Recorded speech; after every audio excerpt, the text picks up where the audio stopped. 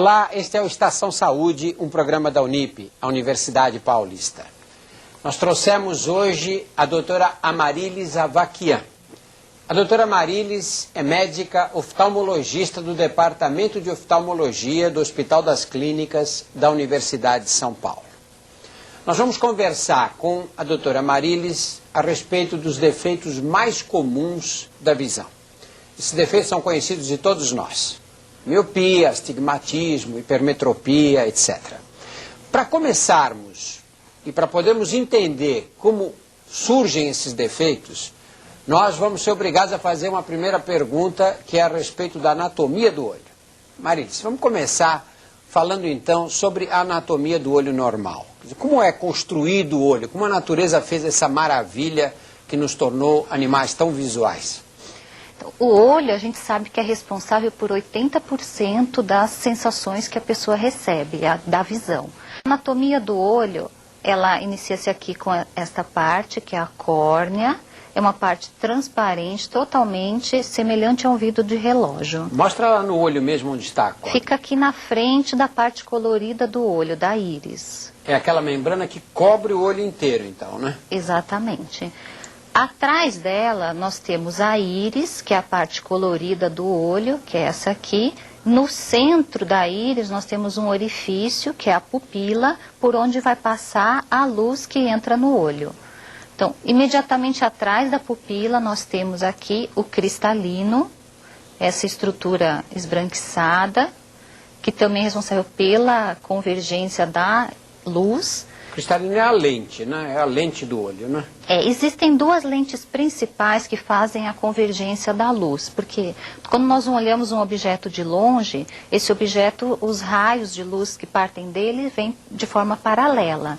Para que eles sejam focalizados aqui na retina, eles precisam convergir, então, pelo sistema de lentes do olho. Essa convergência é feita principalmente nessa parte externa, que é a córnea, e no cristalino. São as duas lentes principais que fazem essa convergência. E essa parte de dentro que está aí meio cor de tijolo? Essa parte toda aqui é a retina.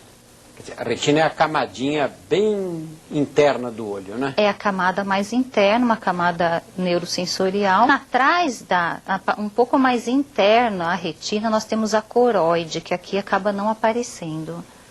Tá? Quer dizer, o que está representado aí é a superfície da retina em cor de tijolo, né? Isso. E depois nós temos aqui o nervo óptico.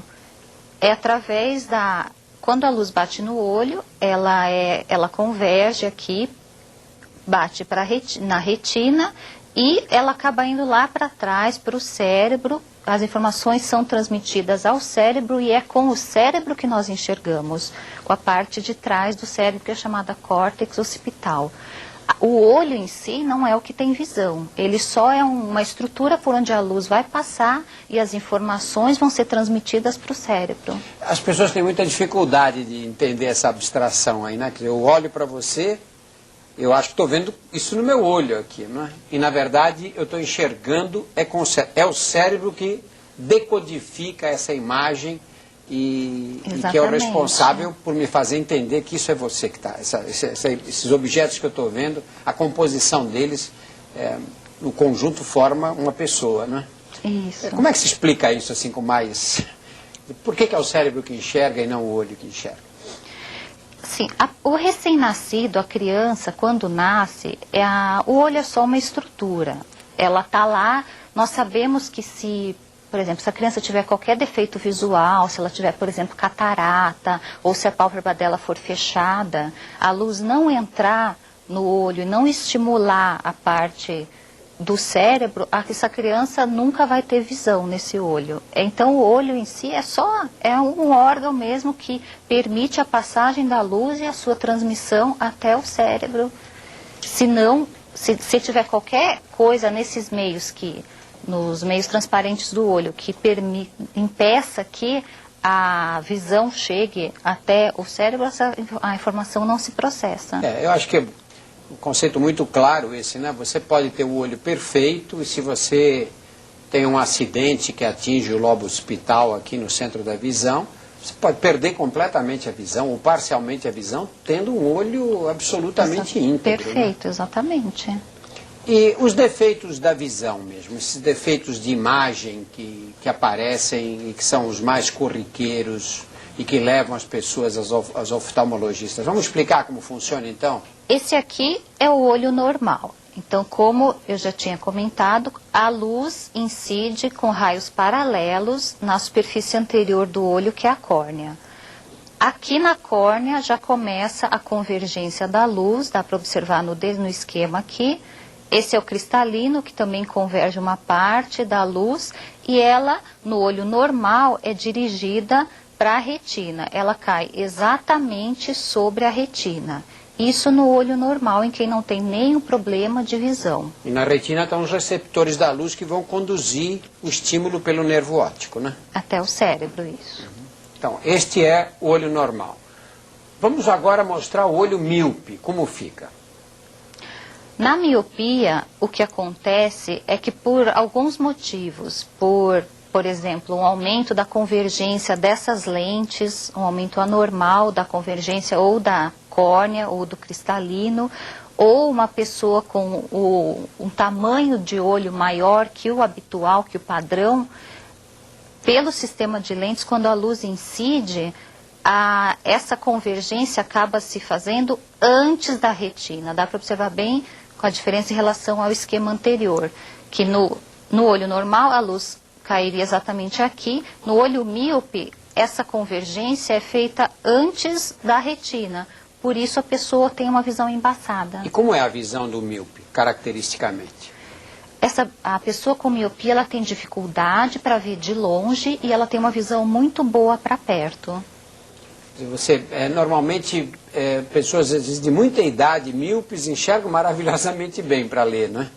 Exatamente, mas aí muitas vezes tem outros problemas envolvidos. Com a idade, o cristalino, com o aparecimento de um pouco de catarata, essa convergência é aumentada na lente e existe uma miopia induzida no idoso pela catarata. Por isso que muitos idosos que usavam óculos antes, a partir de uma certa idade, falam: nossa, eu já estou independente do óculos para leitura. É por esse motivo. Para leitura, mas os objetos situados à distância têm dificuldade? Eles têm dificuldade, mas a vida do idoso acaba sendo uma coisa um pouco mais de perto, então muitas vezes eles não percebem isso. Mas basicamente a miopia pode acontecer em qualquer idade, não é? Pode acontecer em qualquer idade. Na miopia, o problema é a visão de objetos distantes, né? Exatamente. A que distância começam os problemas? Depende do grau de miopia que a pessoa tiver. Pode ser 1 metro, 2 metros, 3, depende do grau da miopia que ele tiver. Em geral, uma pessoa não nasce com miopia. Raramente, os recém-nascidos têm miopia. E se eles têm, isso acaba sendo uma coisa pouco grave, porque a miopia, com o crescimento do olho, ela tende a aumentar de grau. Em que idade geralmente surge a miopia? Surge por volta da adolescência, mais ou menos, assim, varia de pessoa para pessoa. Vamos ver a hipermetropia, então, agora. A hipermetropia existe da mesma forma. É como se esse olho fosse um olho menor que o normal. Por quê? Porque pelo sistema de lentes, a convergência final da luz aqui, ela acaba se dando num ponto atrás da retina. É o oposto da miopia. É o oposto. Né? Então aqui, no caso da hipermetropia, a pessoa não enxerga de perto e enxerga bem de longe. Na hipermetropia, a pessoa, ao contrário do míope, enxerga bem de longe, né? E enxerga mal de perto. Exatamente. Qual é a diferença entre a hipermetropia e a vista cansada dos adultos mais velhos? A diferença entre a hipermetropia antes dos 40 ou depois dos 40 anos é só na nomenclatura que nós usamos. Hipermetropia nós chamamos aquele defeito de visão que acontece antes dos 40 anos. Após os 40 anos, esse defeito é chamado de vista cansada ou presbiopia. Nós sabemos, né? Que a maioria das pessoas depois dos 40 anos precisa ter precisa usar óculos para leitura, acaba tendo que afastar os objetos para começar a enxergar. Isso quem não tem miopia. Os míopes, nesse caso, são privilegiados depois dos 40 anos, né?